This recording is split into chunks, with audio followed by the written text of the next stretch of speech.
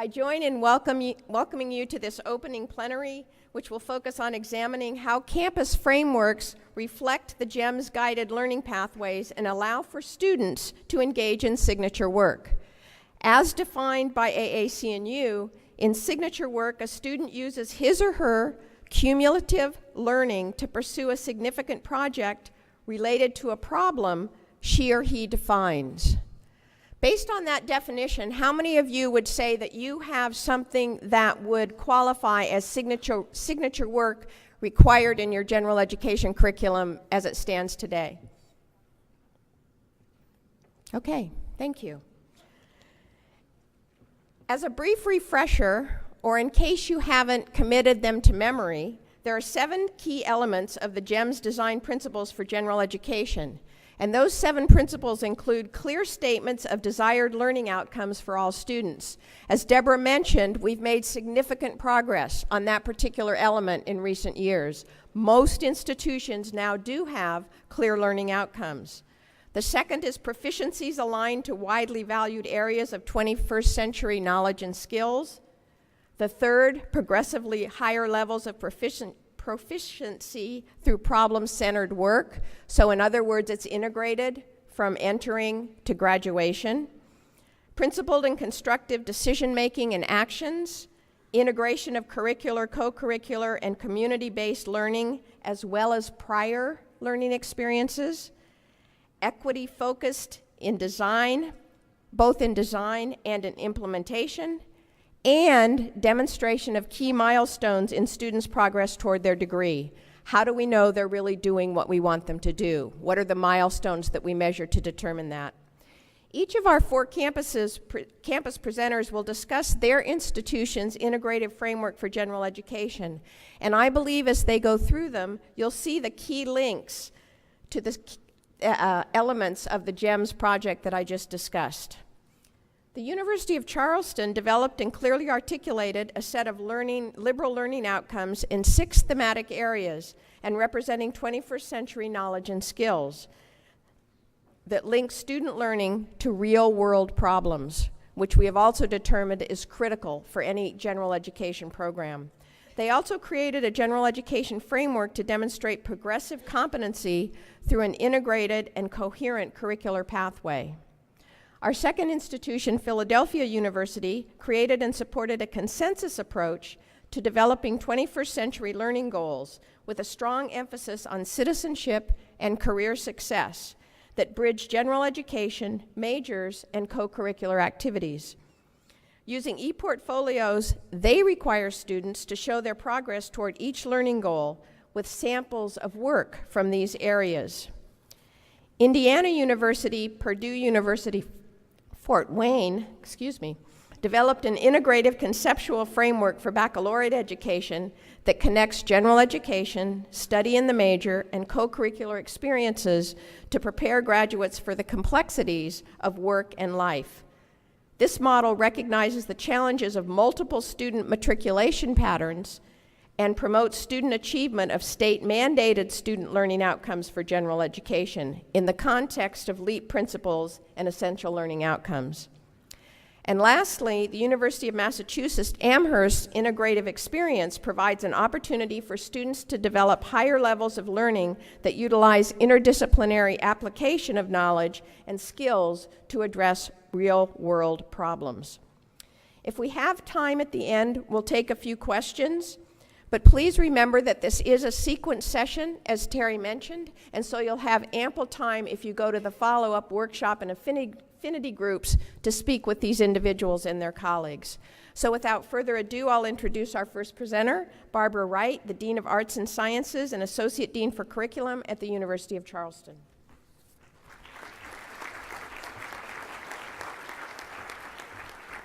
Thank you, Gail. I'd like to introduce the University of Charleston by reciting our mission. The mission of the University of Charleston is to educate each student for a life of productive work, enlightened living, and community involvement. In the mid-1990s, several factors contributed to the decision to transform the curriculum at the University of Charleston into one that was outcomes-based. As part of the strategic planning process, it was agreed that UC, in order to survive, needed to find a way to distinguish itself from public and private institutions in the area. Concurrently, some UC faculty became interested in a new student-centered educational paradigm, inspired by the Bar and Tag article From Teaching to Learning, which appeared in Change magazine in 1995. Also in the mid-1990s, the Higher Learning Commission, our regional accreditor, set forth the expectation that institutions begin to define learning outcomes. And UC's succinct yet comprehensive mission made a shift to an outcomes-based curriculum, a very logical next step. All of these factors contributed to the faculty decision to eliminate the existing general education program and create an outcomes-based curricular model. On September 23, 1996, the faculty passed the following motion.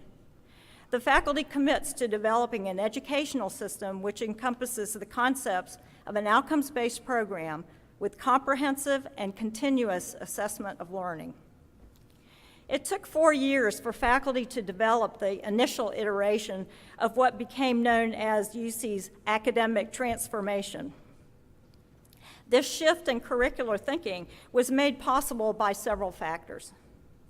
Probably the most important was the total commitment on the part of the academic leadership. The CAO supported faculty philosophically, provided resources, and made it okay for faculty to try new things and learn from their failures as well as from their successes. A specific administrator was tasked with shepherding the process. The institution made a huge commitment to faculty development, helped by a $500,000 grant from the Benetton Foundation, which certainly helped. The majority of the faculty embraced the transformation, seeing the benefits for students and recognizing the potential for looking at the entire curriculum in a new, more creative way. During those 4 years and the years that followed, faculty accomplished what seemed to be, at the time, a Herculean task. Faculty were able to define the areas of learning, which became our liberal learning outcomes, or LLOs: citizenship, communication, creativity, critical thinking, ethical practice, and inquiry. Develop programs, outcomes for every academic program. Develop a common language for outcomes-based learning. Develop rubrics to assess student work for each LLO. Create a governance structure to implement and sustain the new curriculum. Develop a tracking system for the registrar. And develop performance levels so that LLO competency would be required at foundational, mid, and advanced levels. The continuing work of the faculty and development of the curriculum going forward was greatly assisted by a Title III Strengthening Institutions grant, which was received in the fall of 2004. What are the features of our current system? Each of the 6 LLOs is overseen by an autonomous faculty roundtable, which consists of faculty representing each school and a member of the graduate faculty. To receive an LLO designation for a course, faculty apply to the appropriate roundtable, submitting syllabi and descriptions of assignments. Courses are recalled by roundtables every 2 to 3 years for further review, including inspection of student work samples to ensure that the LLO is being delivered appropriately. Provisions are made for alternative, non-course demonstration of competency in an LLO area. There is still, unfortunately, much work to be done. The LLOs themselves are under continuous review and revision, which can be very frustrating to faculty at times. They want it all done. Most academic programs have identified the appropriate sequencing of LLOs and program outcomes, but there are some that have not. It is a continual challenge to assure that faculty are using rubrics in a consistent manner. We do have some scoring inflation on rubrics. A work in progress is to make sure that the external, nationally normed instruments that we use as additional verification of student competency are appropriate. LLO instructional strategies at the mid-level, which often take place within the major, need to be strengthened. we have not been totally successful in finding effective ways to communicate the importance and utilities of the LLOs to students. And we have had our fair share of challenges along the way. The system is quite labor-intensive for faculty. Some faculty lack confidence in their ability to instruct and assess students in key LLO skills, especially reading, critical thinking, and writing. The outcomes-based curriculum requires intensive faculty development to support adjuncts and new full-time faculty. And, oddly enough, we are plagued by the co-option and, at times, misuse of the word liberal in political discourse. But we have had some notable successes. By defining performance levels for both program outcomes and LLOs, we have been prepared to integrate LLOs on a continuum from associate degree through graduate education. The level of buy-in, especially with younger faculty, is truly remarkable. The interdisciplinary nature of the roundtables exposes faculties to new ways of thinking about teaching and learning. And direct and indirect measures of learning indicate that UC students achieve competencies that are equal or exceed those of students at peer institutions. Now I'd like to introduce Tom Schrand, Associate Dean of General Education from Philadelphia University.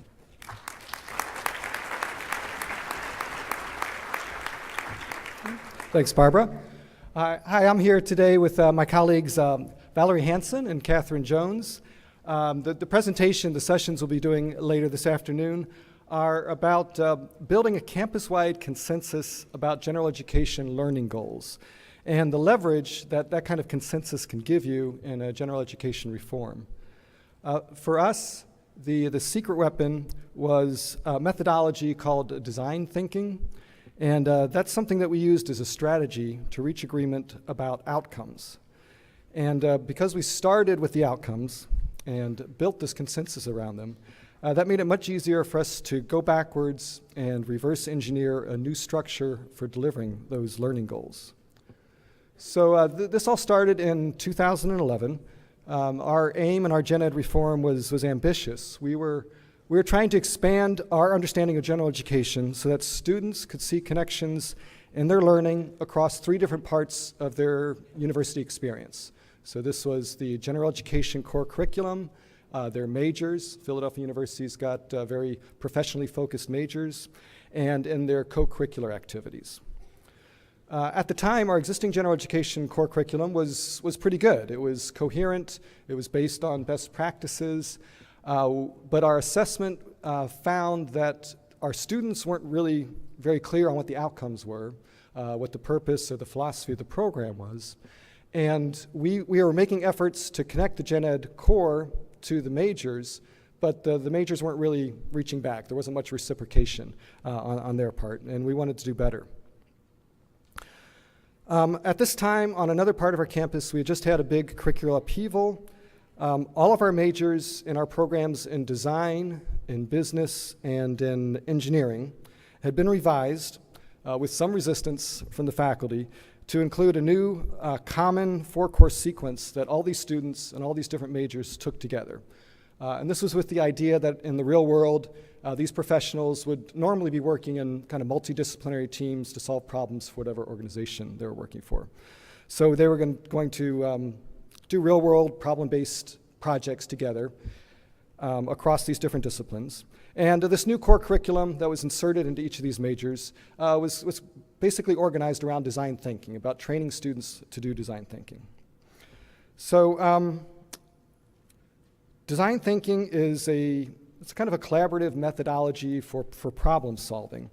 And it involves studying a process or a product or situation from a user's viewpoint to understand their experience of that product or process, trying to identify the pain points or disjunctions or opportunities in that situation, analyzing that really carefully, and then going through a kind of cyclical iterative process of brainstorming possible solutions, generating a lot of them, prototyping some of them, and then testing them, and then using that to feed back into this iterative process of improvement of the solution to the problem. So it's kind of a fail early, fail often, learn quickly strategy. So since we're teaching this to our students, and this is a big new initiative on our campus for these professional majors, we decided to take this design thinking approach and apply it to our general education revision. I don't know if you guys know what this is called, when technology companies ask their employees to use the products that they're creating. Do you guys know what they call this? Eating your own dog. Thank you. Eating your own dog food. It's just a colorful phrase that came to my mind when I was thinking about this. That's not that it's relevant to what we were doing, but so we decided that we would take this design thinking approach and practice it ourselves if we thought it was vital for our students. It should be something that we were using for our own situation. So we applied elements of design thinking campus-wide in a process to develop shared understanding of general education, to define outcomes that we all could support and address all across campus, and invent a framework for delivering those learning goals consistently. And this involved an 18-month sequence of workshops and design charrettes for faculty, staff, and students. This is a very deliberate and collaborative process, and it moved us all gradually towards a consensus about outcomes. We're going to tell you all about these in our session later this afternoon. We'll introduce the concept of design thinking in more detail. We'll talk about how we used it for consensus building, and we'll talk about the general education structure that emerged from our design thinking approach. That's in the first session. The second session will be kind of an accelerated simulation. It'll be a hands-on opportunity for the participants to engage in such exotic practices as ideation, affinity clustering, and developing value propositions. And these are all different components of our process. So this session should help you understand how design thinking works and give you some techniques and some ideas that you can take to your campuses and maybe apply to your own process. For us, the final result was a comprehensive new approach to general education across campus. It uses e-portfolios to guide, to track, and to assess student fulfillment of the 8 broad learning goals that we agreed on.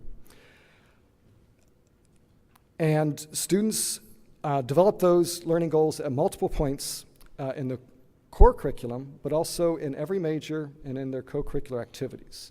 In the e-portfolio, students post artifacts of their work in all these different areas, or their experiences in these different areas, one for each learning goal, and along with a reflective essay that explains what they did and how it related and how it shows their progress towards the learning goal.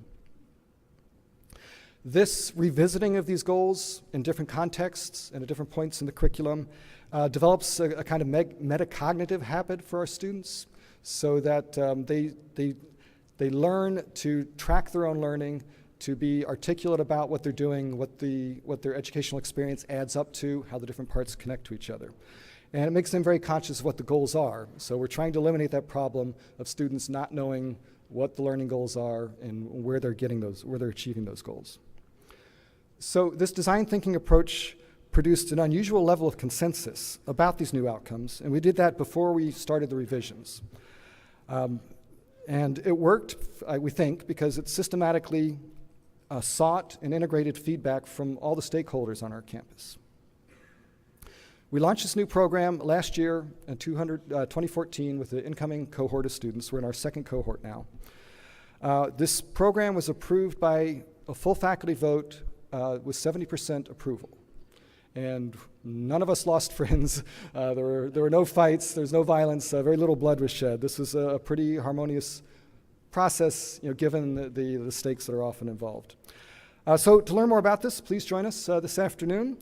And I'm going to turn it over now to Ken Johnson, Director of Assessment, Indiana University, Purdue University at Fort Wayne.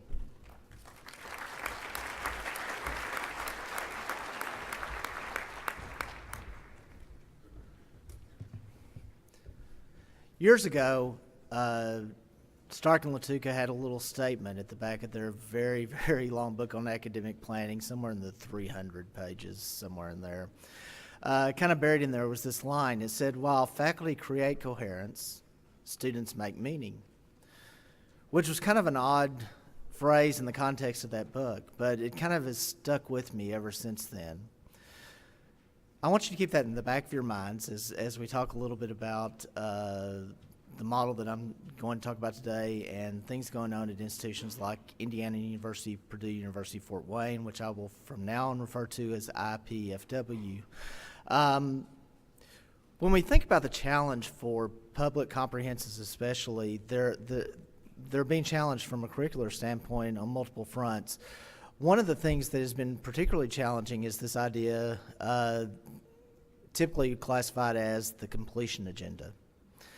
And in that completion agenda, what we've said, or what state legislators have said for us, is, oh, we want you to all do basically the same thing to achieve these sets of outcomes. And by the way, you're going to do it in about 32, 34 credit hours. And so when you throw that in the context of what we expect students to be able to do and what employers are expecting of our graduates in kind of this really complex world, what's happening really is state legislators are looking at this problem of completion as kind of a tame problem. In other words, we can design our way out of this challenge of students not being able to complete degrees by saying we're going to limit general education. No matter where you take it, it's going to be the same thing. And students can kind of patch together, if you will, a degree regardless of where they happen to go. Now, the problem with that is that we all know, even in the context of our own campuses, think about multiple sections of one general education course, okay? Is that experience the same for all students? And often it's not. So we have these set of challenges around curricular coherence that while we can design coherence, when students try to make meaning of it or when they try to make sense of it, can they really do that? And so when that's added to an idea that's floating around that it doesn't matter where I take these classes, that somehow I'll cobble them all together into a degree, then we have something, a student experience that's kind of less than ideal. So in thinking about these types of challenges, I started thinking about what would, and the conversation on our campus was, what would a general education program that had some meaning for students look like? What are some commonalities that we could do in the context of a state-mandated general education, if you will, that kind of brings meaning to the curriculum? And that's kind of the birth of this model. And I will tell you up front, this is a model that's in discussion. This thing, when I submitted it, was submitted because this is what we're talking about, and I wanted to have a conversation about it. And that's probably what we'll do in large measure in the third part of the presentation today. But when we think about these students, and especially in an institution like ours, if this sounds familiar to some of you, then you'll kind of know what I'm talking about at least. Indiana University, Purdue, University-Fort Wayne sits in Fort Wayne, and on one side of us is one part of the community college, the Ivy Tech Community College, and on the other side of the campus is, yes, another part of the campus of Indiana Ivy Tech Community College. So we're surrounded by our community college. Our campus sits in the middle of two campuses of Ivy Tech. That's indicative if you look at the way our students progress through a degree or matriculate through the degrees. They'll take a course here, a course there, maybe at Ivy Tech, maybe they'll go to Indiana or Purdue, they'll transfer back. We have this large degree of swirl. And so how do students begin to make sense, or how can we help students make sense of that? So one thing that we've thought about is, what if we had some common experiences threaded in the curriculum? We supported those with some of the work that we do in student affairs and some of the things we do on campus. What would that begin to look like? So the idea of the model is, what if we had a first-year seminar that looked a little bit different? What if the first-year seminar suddenly became about, what in the heck does a baccalaureate degree mean? Because I promise you, when I've interviewed students around campus at multiple campuses, they don't even know they don't understand general education. They don't understand necessarily how it connects to the major. They certainly don't understand this thing that we call a baccalaureate degree. And so how can we help them make sense of that? And so one way to do that is a curricular response, and while this is a somewhat structural response, I think as it's supported by student affairs and some other divisions around campus, which we'll talk about in the session, at least help students or communicate to students what this degree means. And that first year experience would be kind of presenting a wicked problem, and wicked problems are those problems that are not readily solvable, that every time we solve one piece of the problem, another problem emerges, and so they just kind of cascade over time. And so what if we organized a curriculum, if you will, around the concept of some wicked problems? And in the first year seminar, we said, okay, here's a wicked problem. Here's how different disciplines might look at that. And then as we move into general education, what if we reconceptualize the general education courses as introductions to how disciplines solve problems? And maybe in that context, we introduce the discipline while we're presenting the problem. And so students have this kind of consistent thread of, this is how we apply a disciplinary solution to this kind of large, wicked problem, and culminate in some type of capstone experience that might reside in the major, it might not, but in this capstone experience for Gen Ed, it serves as a transition or a cornerstone into the major, where students can say, okay, this is how this general knowledge all fits together in service to a particular discipline. So those are the major concepts, if you will, of kind of the model that we're working on right now. And like I say, it's a work in progress. How do you pull this all together? When students are transferring, for example, from multiple campuses or transferring credits in, do we do some type of first-year seminar for transfer students? Do we, and what would that look like? How would we bring all those experiences together to help them understand kind of these multiple outcomes that our state has given us for general education that we're supposed to do somehow in 32, 36 hours? As we put those things together, how do we construct a curriculum, if you will, that students can actually begin to make sense of? And so that's kind of a really quick overview of the model, and I hope that you'll join me if you'd like to discuss this further. And now I'd like to turn it over to Martha Stassen. She's the Assistant Provost at the University of Massachusetts Amherst. Thank you.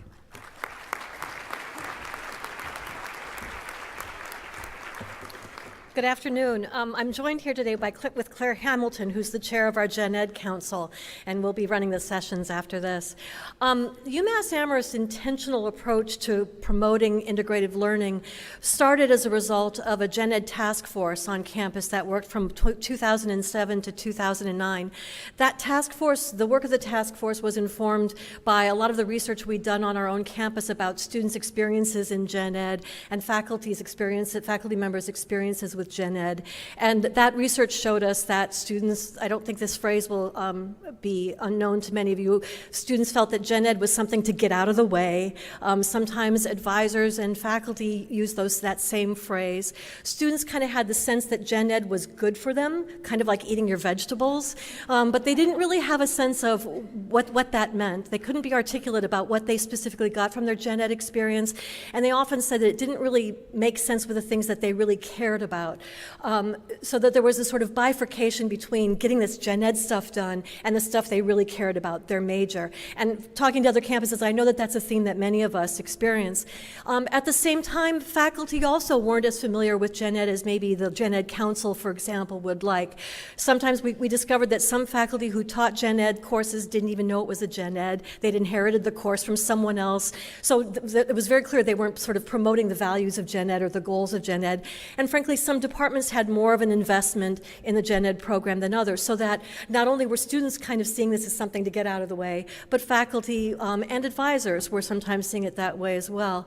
So that research gave the Gen Ed task force real pause in terms of what were the next steps we should take as a campus.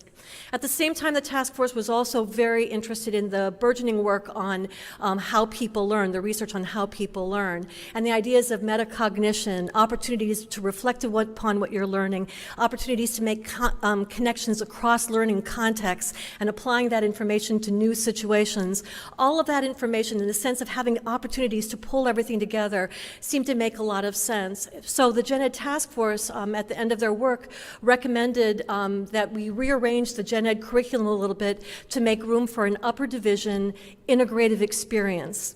I'm going to call it, I'll probably slip and call it a course, because most of the options that have come forward are a course, but the intent of the design was that it could be some other kind of credit-bearing opportunity. For example, study abroad, an internship, something else that would be a way, an opportunity to meet the goals of the IE. In the handout, which is in the lovely UMass maroon, you'll see the criteria for the IE. There are 3 criteria. The first is for credited context for students to reflect on and integrate their learning and experience from the broad exposure in their general education courses and to focus on their major.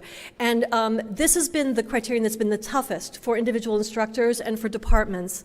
And it's been the focus of a lot of our work after implementation began. The second is that to give students an opportunity to practice some of the goals of Gen Ed, the learning objectives of Gen Ed at a more advanced level. And the third is to provide a shared learning experience for students to apply their prior learning to new situations.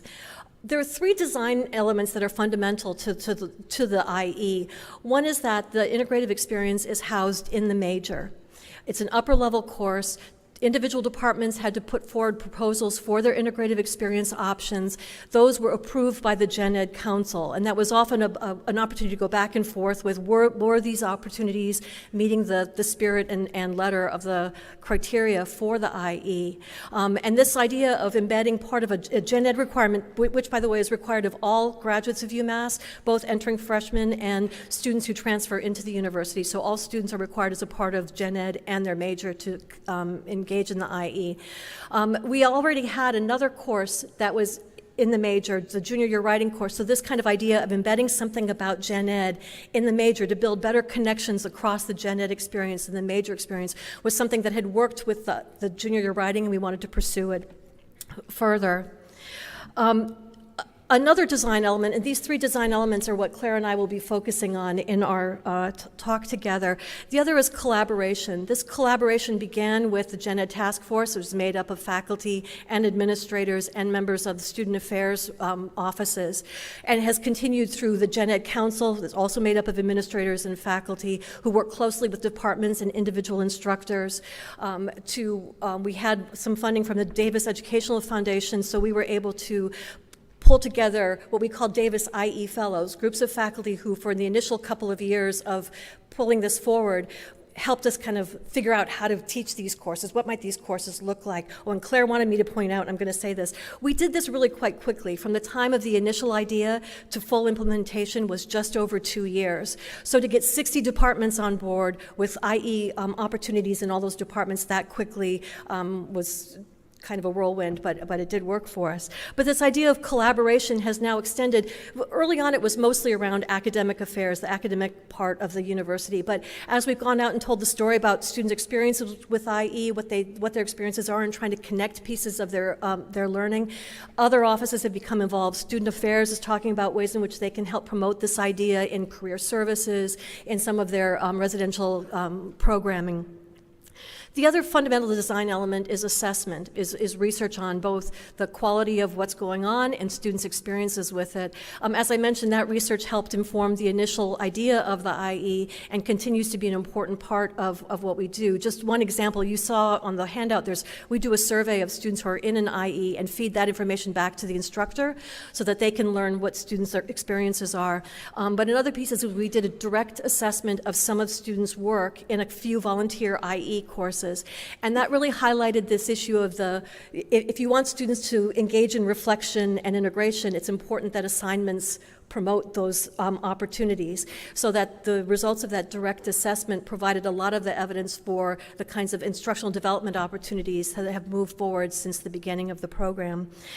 Those 3 design elements, the embedded in the major and how Gen Ed Council and the departments have worked together on that, the collaboration and assessment will be the 3 main themes that we work on as we move forward. Thank you very much.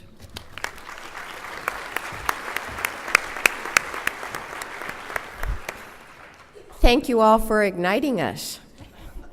It is now time for a refreshment break that I believe is on the second, Karen, on the second floor.